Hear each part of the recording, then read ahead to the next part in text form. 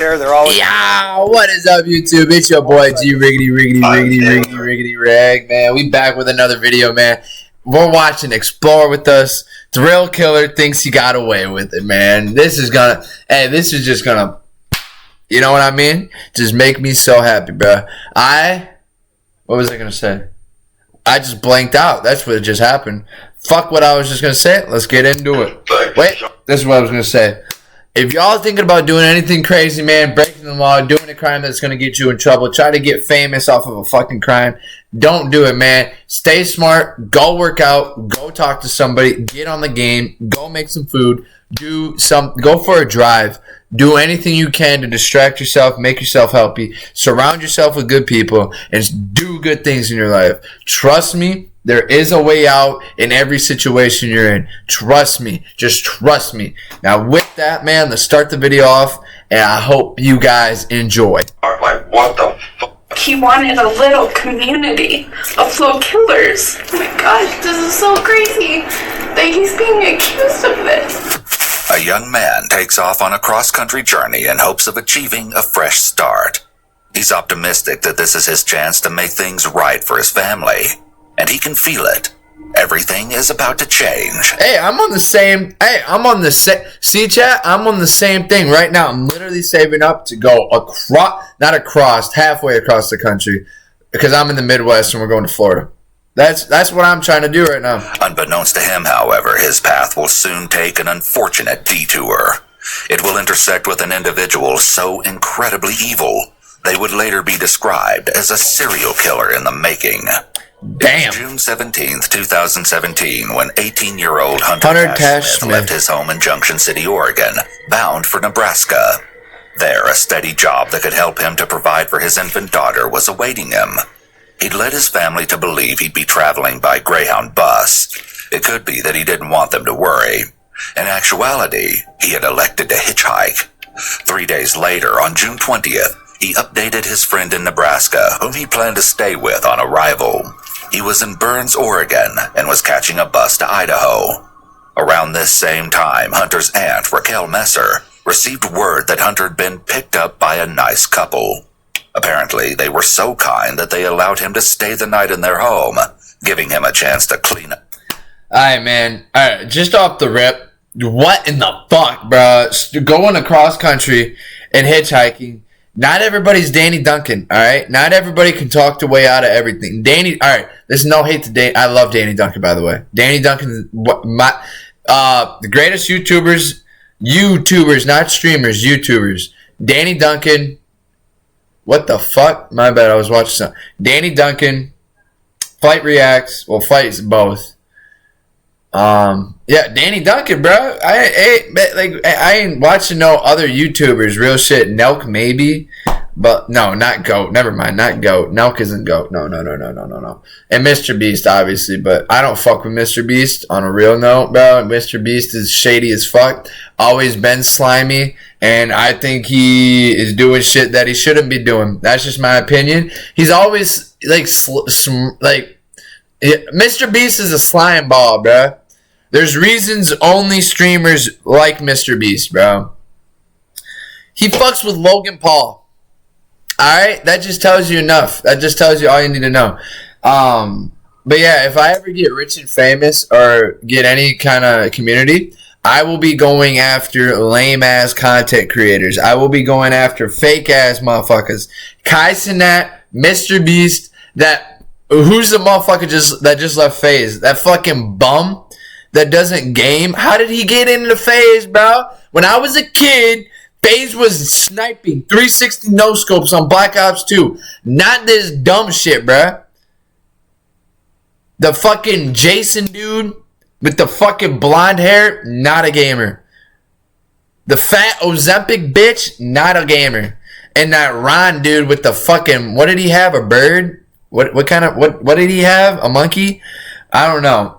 Not a gamer, bro. Those aren't gamers. They're not gamers, and they're not fucking FaZe. In my opinion, that's why they fucking fell off. They did a scam. They tried a crypto scam. Got fucked up by that. And, bro, and if you invest into them, bro, you're a fucking moron. How much money did you guys make off of that crypto coin? right. Nothing. All right. Mr. Beast, slime ball, talk about, we're going to give water to, or clean water to people that can't get clean water. Shut up. No, you're not. You're literally not. Have you gone and looked up the actual places where he goes to do that? And go check and see the updates? Have you? I'm not even going to sit here next. I can do this right now, look it up and show you guys how fake that shit is. Because, 100 schools with water now? Yeah, guess what? 80-something fucking of those schools, the water was cut off. There's no more. So how good is this dude? Real shit. He's not. Y'all need to stop hyping him up, bro. And don't call me no fucking weirdo that's just jealous or nothing, bro. No. Danny Duncan's a genuine great dude. Queso's a genuine great dude. Flight and Cash Nasty, genuine great dudes, bruh.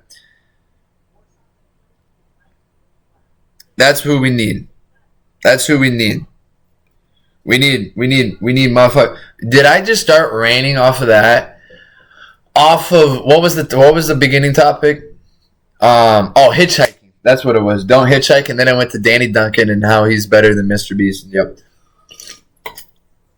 My bad, chat. See, I just get I'll start talking about something, and then something else will come up into it, and I feel like I have to explain it. That's my ADHD right there. That's my tism. All right. Yeah. Fuck Mr. Beast. Fuck Kai Cenat. Fuck AMP, and fuck the new phase. Not the old phase. New phase. All y'all are weird as fuck. Flight Reacts is goated, better than all AMP. Cash Nasty, better than everybody at fucking phase. Danny Duncan, dude, real shit, I'd rather be Danny Duncan than Mr. Beast. Mr. Beast is pussy that doesn't do shit with his life and hasn't done shit with his life. He just he has the most money out of everybody, but yeah, he's a fucking bitch. His Beast bars suck dick. Alright, Logan Paul, you're a fucking bitch too. KSI, you're a bitch too. Kai Cenat, you're a bitch too. Who else do I gotta call out? I'm just getting this all out of the way so I don't have to speak on it anymore. That's about it. I fuck with Jinxie, Flight, Cash, Soul Illuminati, Queso, and Danny Duncan, and that Reggie kid. That was beef. Fuck DDG too. He's a fucking bum. Reggie, I don't know who you're a part of, but I fuck with you. That Reggie kid's a fucking.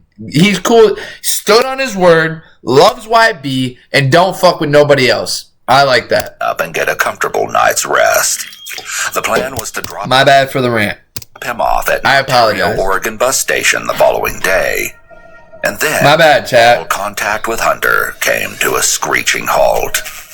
It was the next month in August when Hunter's friend in Nebraska contacted Hunter's mother, Heather Smith. The friend was worried. It had been weeks since she'd heard from Hunter. Immediately, Hunter's family filed a missing persons report. It was August 4th. And then, nothing. 4 agonizing months passed since his family had last seen him, and still no word from Hunter. On October 21st, a development came, but it was the worst kind of news. Human remains were found by hunters in an area of the Bruno Desert in Idaho, Oregon's neighboring state to the east. The cause of death appeared to have been anything but natural, and based on the estimated age of the deceased, Idaho State Police believed that the remains could potentially be those of the missing young man. DNA from Hunter's mother was compared against that of the unidentified body, and the confirmation soon came. Sadly, the remains were those of Hunter. With the terrible news, the family's worst nightmare became a reality, and all hope that he'd someday return was lost. Alright, my bad. The situation was beyond comprehension. What could have happened to the young father who was eager to start his new life? The story behind Hunter's horrendous demise would soon unravel, along with unbelievably shocking revelations about the monster whose path he tragically crossed.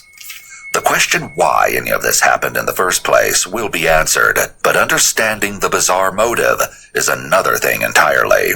In the county of Owyhee, rumors began circulating about the disturbing find.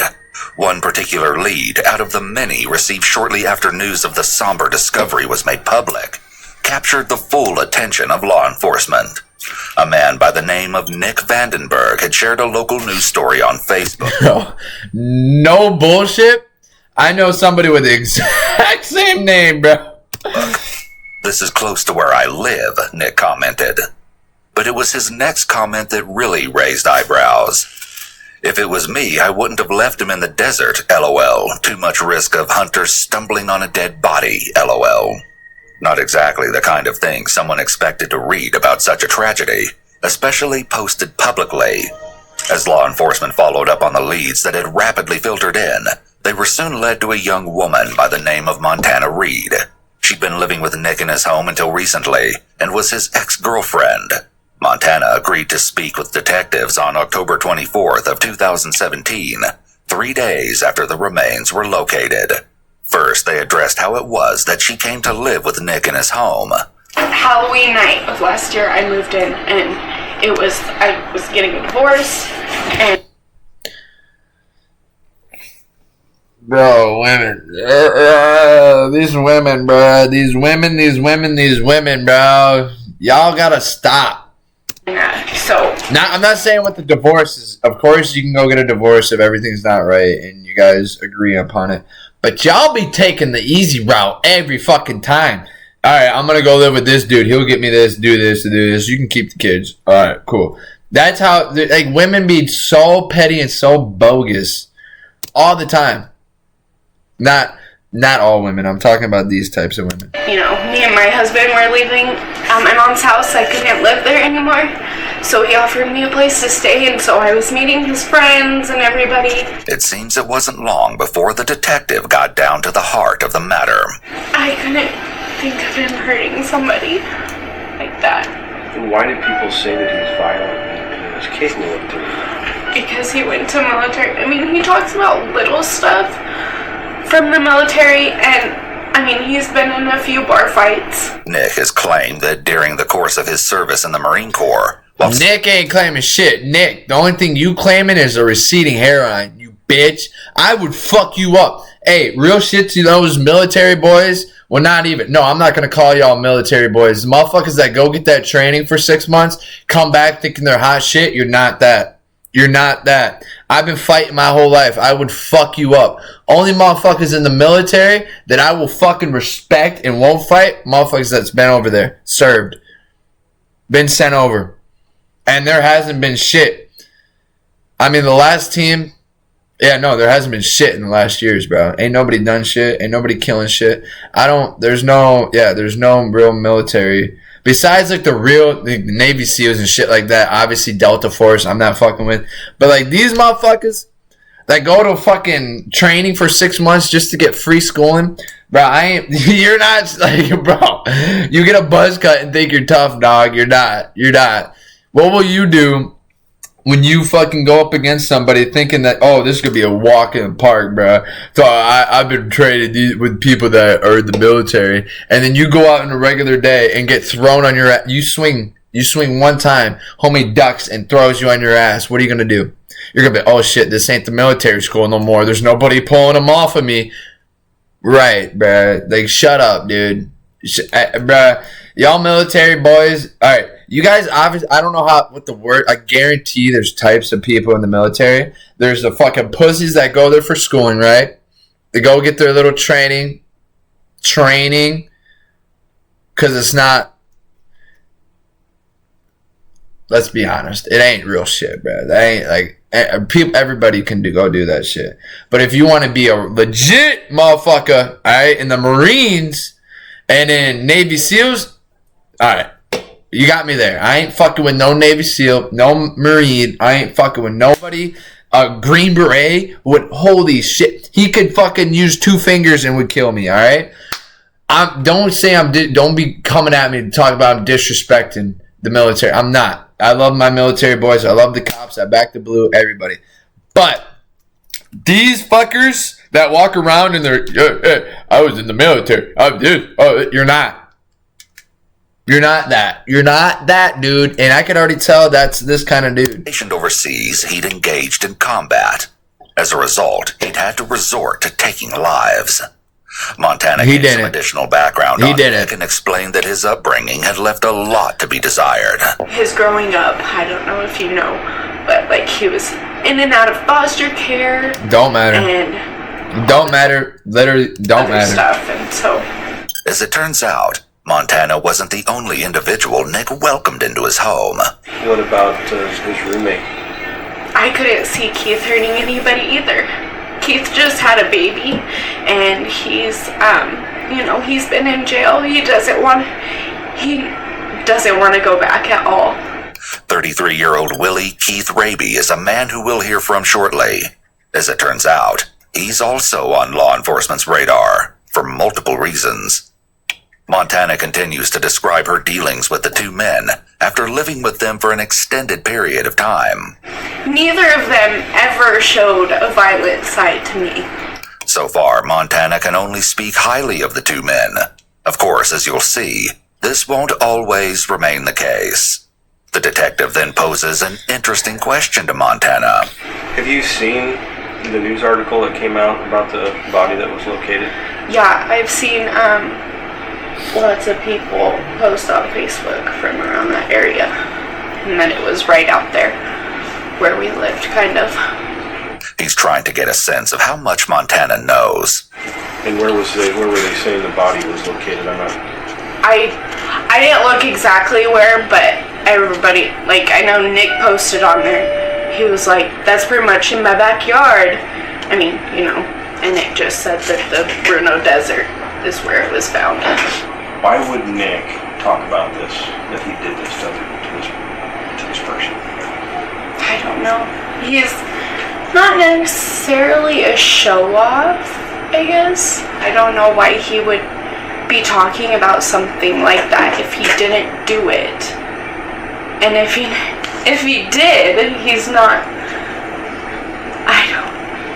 Oh my gosh, this is so crazy that he's being accused of this. No one's accusing him yet. I just suspect that he did it because people are talking about it.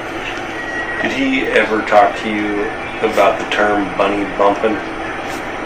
Bunny bumping? Going out and shooting rabbits in the desert. Yeah, we did that. Did he ever talk about going out with Keith? They went out. Lots. I mean, not lots, but... The detective asks where they enjoyed going out to shoot, and coincidentally, it seems they frequented a spot near the Bruno Desert, according to Montana, near where Hunter's body was found. At this point, it seems the detective Oh, that was the kid that was the suspect.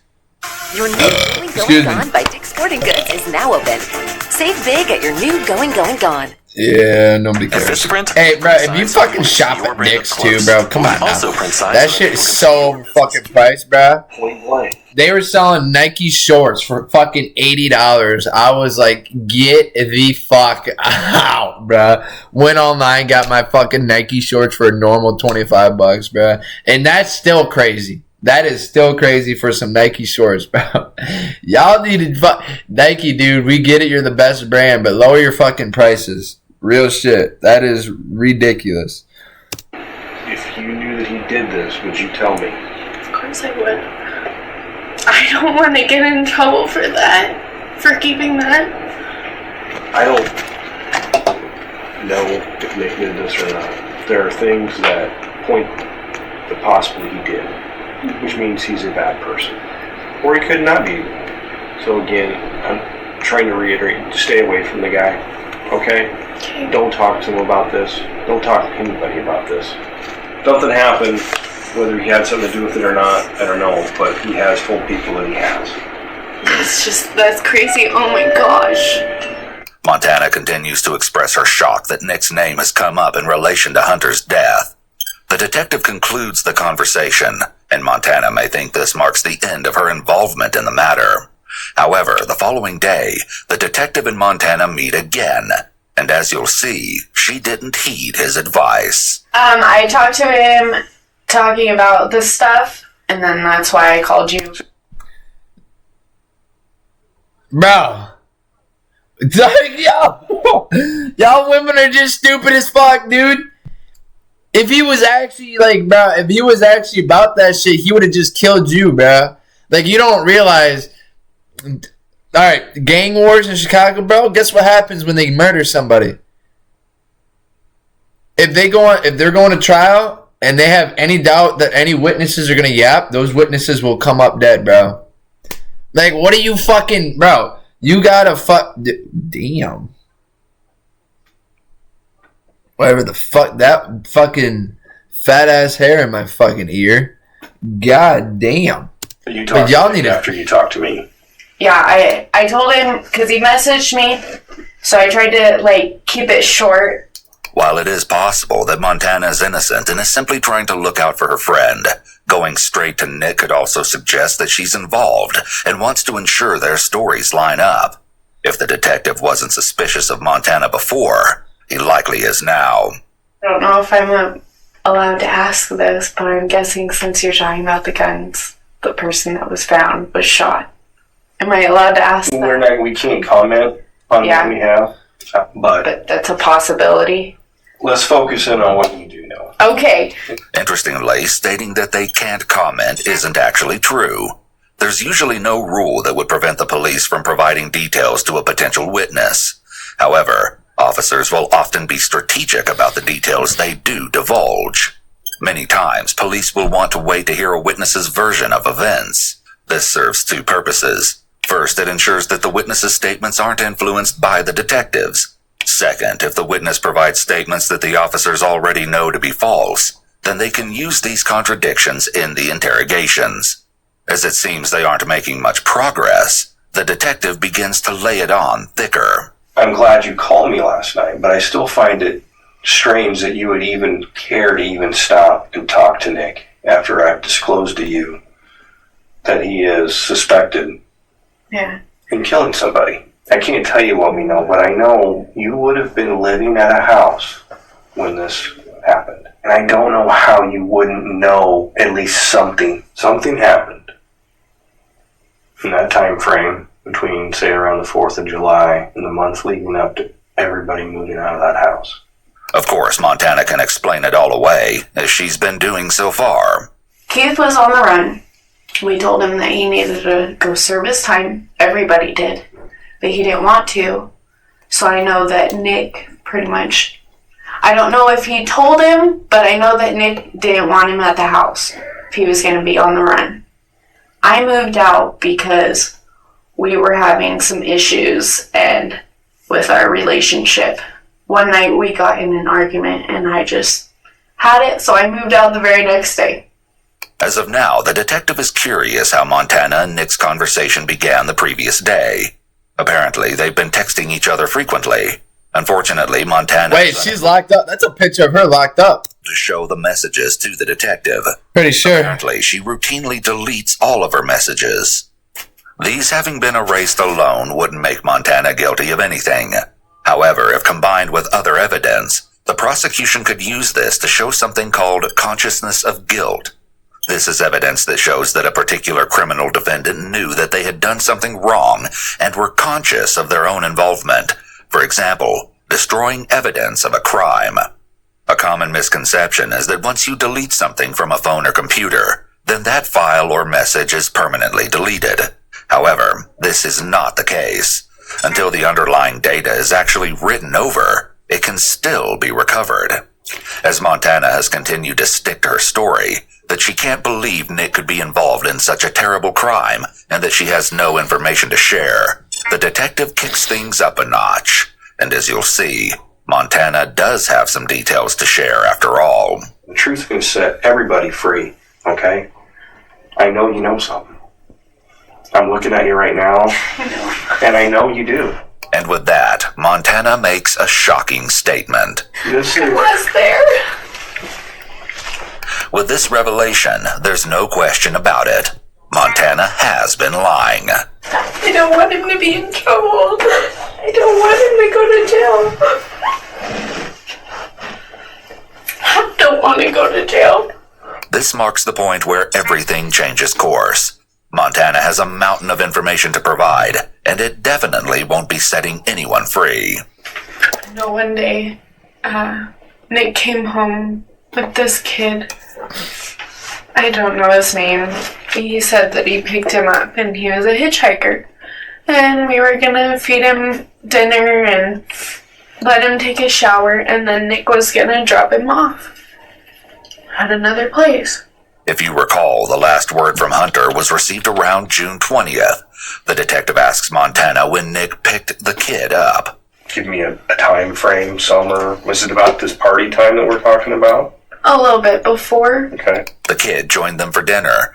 After that, they were going to show him a good time. The kid had never went shooting rabbits. We talked about all of that sort of stuff. He had never went hunting, really, and he never went shooting rabbits, so the guys were going to take him out, Keith and Nick.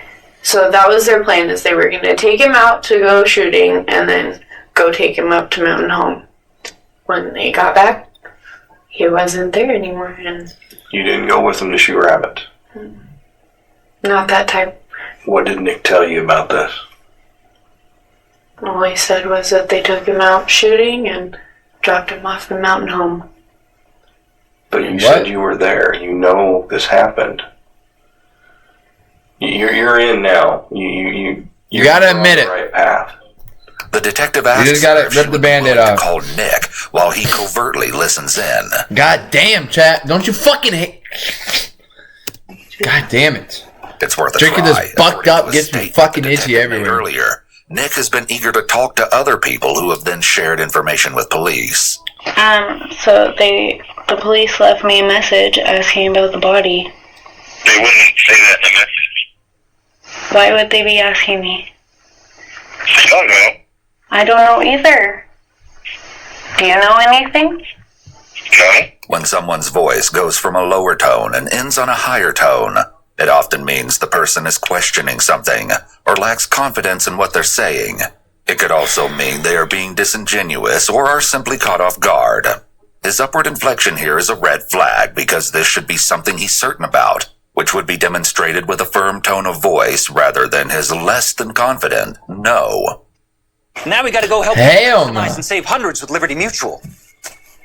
Maybe where's the golf cart? There it is. Only pay for what you need. Liberty, liberty, liberty, liberty. Fresh, chef-crafted meals in over 2,000 locations. Farmer's Fridge, good to go. Does anybody that you know anything? Not that I know of. Everybody I talk to doesn't have any idea what's going on. We're all trying to figure it out too. Because that seems really suspicious to me that they would call you and talk about a body in a message. They would just ask you to return the call. If anything, it seems the call is making Nick suspicious of the whole situation. They wanted to know about the body, and they said that it involved possibly that hitchhiker that you brought home, and you, and I told him that I'd have to call him back later. What's going on? I don't know, Montana. Okay. I don't have any idea. What happened to the hitchhiker? I don't know. What's going on? Because I just want to know. I want to know why they're calling me. You already know. You know everything I know. So why are you asking me? Because I just want to ask you because I don't know what to do. And I'm nervous and... You have nothing to be nervous about. Okay. I picked up 100 hitchhikers over the last 3 years. So, it doesn't make any sense to me. Okay.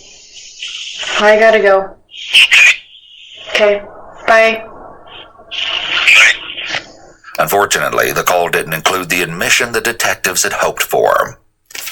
The following day, what were they trying to get from me her? With Montana kicks off. You recognize that gentleman?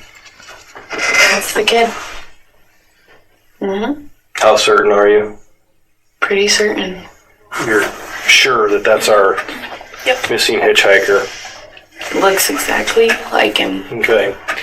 Well, I can also say that I'm 100% sure that that's the body we found in the desert. Mm-hmm. It's all starting to crash down on Montana, and she has to know it. Also on this day, detectives also finally catch up with Keith. As you'll see, he's definitely not eager to talk. As Keith has had 3 unrelated warrants out for his arrest, he's been made aware that he will not be heading home after this interview. These warrants are not of interest to the detective. He has more pressing things on his mind. We have been looking for you because you are not a suspect. You are a witness to what happened that day. The detective starts the interrogation with some simple questions. How long have you known Nick? So, like I said, I've only known him maybe 5 or 6 years. But you grew up in that area out there in Grandview, but I don't think Nick really went to school, and he's quite a few years younger than me, so I didn't really hang out with kids that were super young, you know what I mean? Already, Keith is attempting to distance himself from Nick. The question is, why would he find it necessary to do so? It's going to be a good reason. Bruh, at this point, everybody knows what's going on, and everybody knows he's a key suspect, bruh. Like, why would he be doing that? I wonder why. My bad. I hate fucking stupid people, Chad. What happened from the beginning? As Keith is about to start telling the story, he rubs his face and eyes, which is considered eye-blocking behavior. Not only is this a sign that he's uncomfortable, but it also acts as a barrier between him and the detective. As well, it can be an attempt to avoid having to look into the face of the person who he may begin lying to. So Nick had called, I think I was at work or something, and I was going to get home late, and Nick had messaged me and said that he picked up a hitchhiker, and he brought him back to the house. But I knew it was going to be a while before I got there. That's not how Montana recalled the evening. Keith wasn't with Nick when Nick picked him up. I think Keith was already at the house. He started messaging something like he needed to, and don't quote me on that, these aren't his exact words. Okay. It's just in reference. It was something like he had basically a thirst to kill or something like that. Things are looking worse for everyone at this point. Montana and Keith's stories aren't lining up, and Nick allegedly has some very alarming urges. And at first, throughout the whole fucking night, I thought he was just fucking joking. But then when I showed up at the house, his persona was different. It wasn't the same Nick that you normally know. No, it wasn't the same Nick. And there was a hitchhiker there? Yeah, there was. We started driving and we started shooting rabbits. And then I remember we go up towards the Bruno Canyon maybe. Introducing the second generation Blink Video Doorbell, designed to give you complete peace of mind no matter where you are. With a battery life up to 2 years, expanded field of view, and improved security features. And in the midst of this story, Keith reveals something that perhaps he wasn't supposed to reveal. And, Montana, she was sitting in front of me. This admission from Keith is definitely not consistent with her story. Montana's dumbass. She got caught up. With one of her earlier versions that she told the previous day. You didn't go with them to shoot rabbit? Nope. She said no. Time. In this third interview, she must realize that the walls are beginning to close in. Well, she already said that she was there, too. I know you haven't. I went back, I listened to the calls, and I listened to their interview yesterday. You were there when this happened. Yeah. I have to put Nick in prison, whether you like it or not.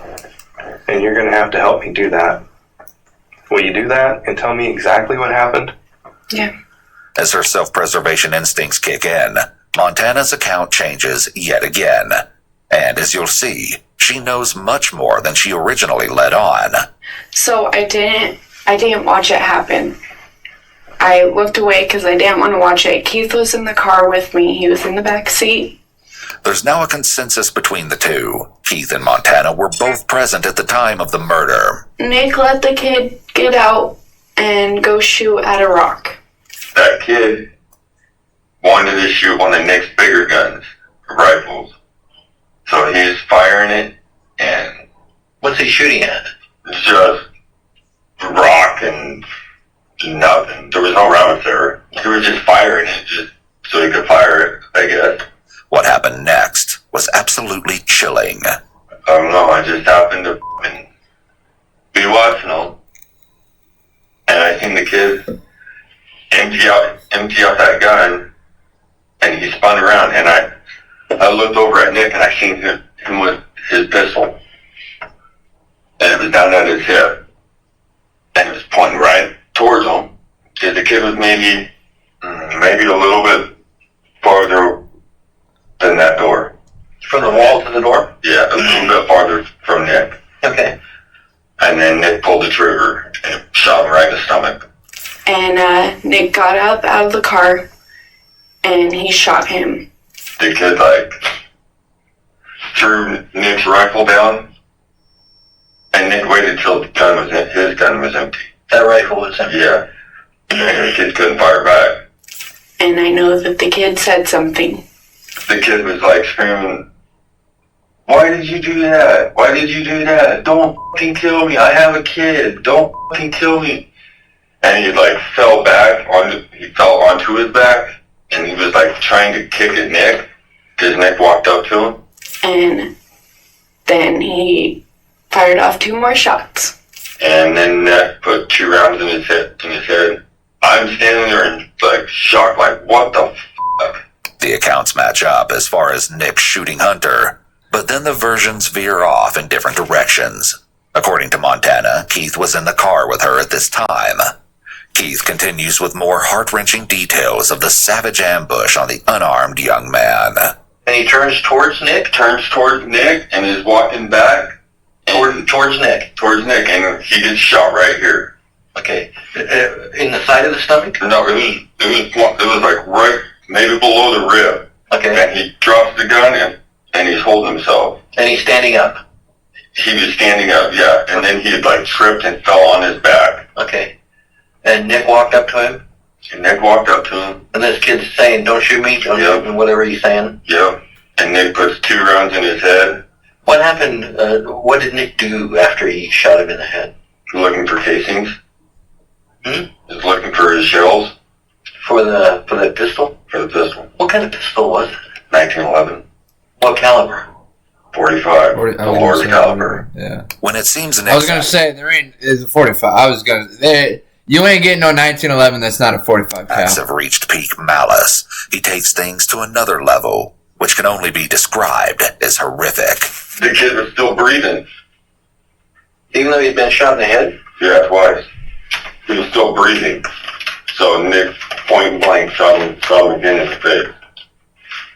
And he stopped. And with that, Hunter, referred to by Montana and Keith only as the kid, was dead. Law Tigers is a great partner when there is issues that come up where you do need a lawyer. You've probably noticed that Montana and Keith continually refer to Hunter as the kid or the body. Dude, Chad, these are their attempts to emotionally distance themselves from Hunter and his murder. This is what I don't understand. Why would you put me and Montana in a situation that I sure don't want to be in? I don't know about Montana, but I don't want to be in that. What did you guys do? And I'm saying that as a collective, maybe it was all him. Conveniently, that's where the story's headed. For now. I'm so fucking what the fuck? I don't have a gun, and I can't just pull the trigger on somebody. You know what I mean? I know it wasn't directed towards me. I know I probably should have done something, but I don't know what the fuck to do. Apparently, Nick knew exactly what to do next. He's tearing the fucking kid's clothes off because the kid was in our house. Nick's wanting to take all the clothes off except for his underwear because he sat in our house and the fibers. Nick's a smart fucking dude. So he stripped him of his clothes? Yeah. Put it all in the bag and burned them. And then he asked Keith to get out and help him undress him, and they drug him off. I did not watch. I didn't want to watch. I didn't want to be a part of it. I didn't even know what was going on. He says, "Help me drag this body over." It's fuck, dude, I don't want to do this. And I did. Nick likely wanted him to help clean up because the more involved Keith was, the less likely he would be to report him. If he tried to implicate Nick, then he would be implicating himself as well. Despite their efforts, both Keith and Montana are more involved than they claim to be. and the truth will soon start to show itself as more shocking revelations are made. After it all went down, Nick went through his belongings and got his ID.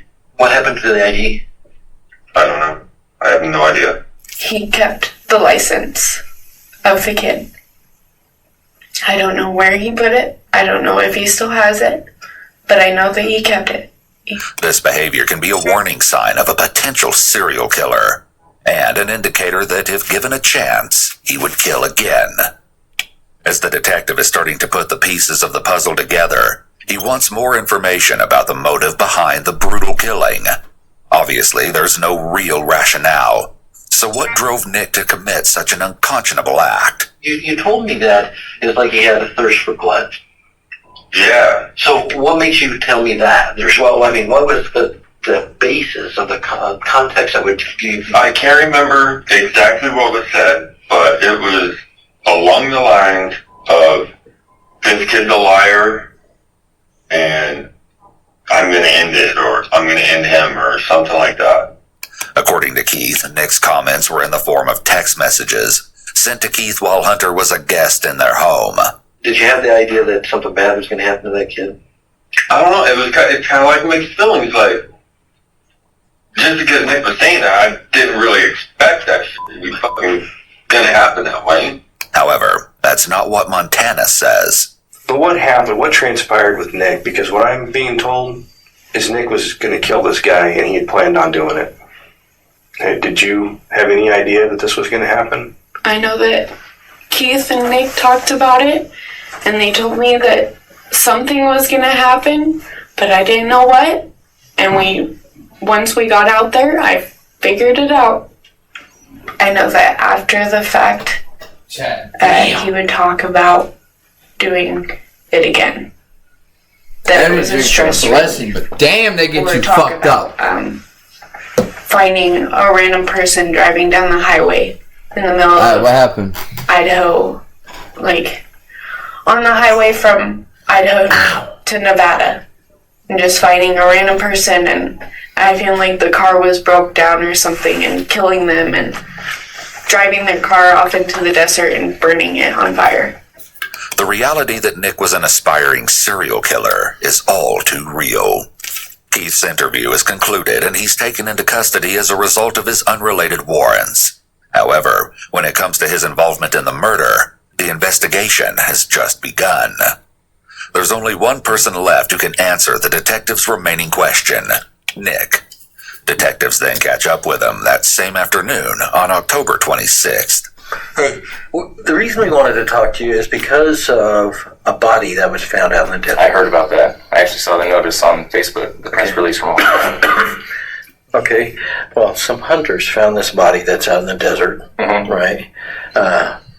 And contacted the police. They asked us to assist with them. That's why we're here. Okay. And we're trying to track down any and everything that we could find out about who this person may be. Okay, and what happened to this person. Nick is holding his body very still, which may indicate that he is in fight or flight mode.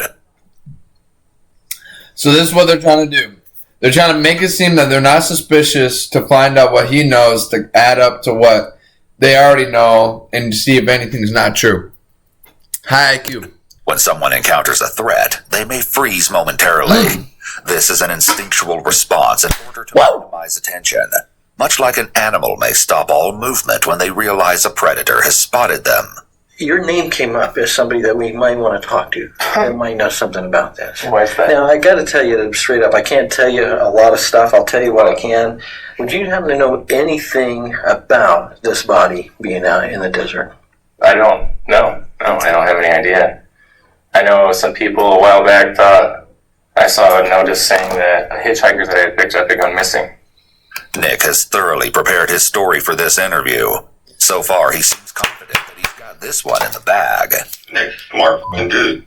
As you'll see, though, the interview will begin to head in. He ain't no smart dude, bro. Look at his fucking hairline, bro. Don't even know how to keep a hairline straight, dog. And he's fucking, yeah, no. And shortly, fuck this dude. And not to Nick's advantage. Your new going. Bro, as much as I talk about people's hairline, my shit's gonna get fucked up. I already know. Dude, Climber's gonna come bite me in the ass. I don't know, though. My hair so far, we thick. We strong. Nick readily relays his encounter with the hitchhiker to the detective. I asked him where he wanted to go, because I mean, I'm obviously not going to drive him to Nebraska. And I said, well, if you haven't eaten, if you're hungry, whatever, I can take you home, make dinner. I got to make dinner anyway. And I can bring you back to town tonight or in the morning. Save you that much time. And he said, all right. Nick explains that Hunter ate dinner with Nick, Keith, and Montana. Then they all went out to shoot rabbits. His account is consistent with the others so far, but then Nick throws in some new information. Came back to the house. He had made a comment about Montana. I was not excited about his comment about Montana. Sexual stuff about he would sleep with him and all this. Because at the time, Montana and I were semi-seeing each other. Okay. I took him to the Chevron Mountain Home. It was after dark. I don't even know what time it was. Took him to Chevron Mountain Home. Gave him $20 cash. 2 $10 bills, I think it was. And that was the last time I saw or heard from him until somebody said they seen a missing poster with his name on it. This is the first we've heard in relation to inappropriate comments, so it's likely that Nick may have added this in to paint an entirely different narrative. He wants police to believe that he's a kind stranger that took in a hitchhiker and made him dinner, only dropping him off at a gas station in Mountain Home, Idaho, after he supposedly made Montana uncomfortable. What would you think if I told you that I thought the guy that was out there in the desert is the same guy? The same person. That you described to me. I think that's kind of crazy, to say the least. A little uncomfortable at the same time. Because that would instantly point a finger at me, being the last person that saw him, had a meal with him. It's going to be difficult for Nick to explain away the next question posed by the detectives. What would you say if I told you that he was out in that general area that you described to me as well? Around Shoe Fly? In the desert out there, yeah. Well, I mean, that's... I don't know. Is it well known out there for people to go out there? Yeah, all kinds of people go through the desert out there shooting rabbits or whatever. You know, we did talk to Montana. Mm-hmm. And she told us some of the same stuff that you've said, but some of it's a little different. Okay. Yeah, what's up? We talked to Keith. Okay. And he told us some stuff too, but some of it's a little different. Okay. So that's why we wanted to talk to you. I understand completely. Okay. The story they told us has a different kind of an ending. Really? Yeah. So we want to talk to you about that and see what the ending really is. Okay. Nick is clearly feeling the pressure. He may be realizing that this version isn't quite cutting it. You know, the story that we were hearing is that that Hunter never came back from that hunting trip. Do I have energy? Bro, I always have energy, man. The detective exits the room for a few minutes. I got bucked up in me, bro. Confronts Nick. Yo, use code Greg6, get you a discount. I know you were involved in what happened with him. Now, hold on. Let me finish it. I'd like you to tell us the truth.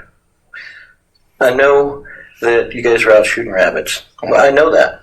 You got 16 guns? No doubt. I know that you guys you had picked him up as he was hitchhiking. Mm-hmm. Okay. I know that you had some drinks, smoked some weed with him, took him out for a drive, right? Mm-hmm. But I also know that at the end of the drive, he stayed there. And he stayed there because he was shot. I know that. I also know that he was shot with a 1911 45. A lot of people have all that. Mm-hmm. Okay, which you had. Okay, yeah. Okay. What you trying to say? That you shot him. What you trying to say? The tables turn and Nick poses some questions of his own. And why would you say that? Because I know that. How do you know that? I have the proof. I have the 45 bullets. I also have witnesses that were out there that said that you did it. Introducing he might be done. He might be video doorbell designed to give he might be all done. Peace of mind, no matter where you are. With a Nick has dug himself quite a hole. Now that he sees he's not going to get out of this, he attempts to provide a new story to the detective, one that will get him out of trouble. And as you'll see, it's unbelievable. Do you want to tell us about what happened out there? Yeah. But we were out there shooting rabbits, drinking, and we got out. He had said he wanted to shoot. He shot at a rock. He just started shooting at it. And I was like, don't shoot at the rock. Like ricochets happen. And he said, it'll be okay. He's gonna claim that it ricocheted off his ass. Explain the bullets in his fucking head then. And he turned around, and I was standing just outside the driver's door, and he turned around, and I heard the gun click. And I reacted. And what'd you do? I shot him. I went back to the same thing I was trying to do. In the military. Mm-hmm. And even afterwards, Keith looked at me, and he's like, that wasn't you. And I said, well, in a way, that is me. So Nick did shoot Hunter, but according to Nick, it was simply a reflex. After all, he'd been trained to react in the military. Nick makes a last-ditch effort to assassinate Hunter's character, having already confessed to actually assassinating him. While going through Hunter's belongings prior to burning some of the evidence, Nick claims to have made a shocking discovery. He had grabbed my stuff from the Marine Corps. I have a set of dog tags and a little crystal image of myself from boot camp. Mm-hmm. And then my ribbons. He had that stuff in it was in his backpack, along with a set of my hunting knives. Really? So he was in the process of stealing from you. And that just pissed me off even more, I think. Okay. Quite obviously, the detective isn't buying any of it. The interview is about to come to a close. Nick recounts the gunshots that ended Hunter's life. You got the one in the stomach, and then the one in the face. And I've heard so many people struggling to breathe, and I couldn't listen to it. It's just one of those kind of triggered me. Bro, he gives a reasoning for every fucking shot he took. His head? Yeah. Man. So, it was a mercy killing. You'll soon hear from Montana that this story has no merit whatsoever. In the 1911? The one I shot him with is buried in the desert.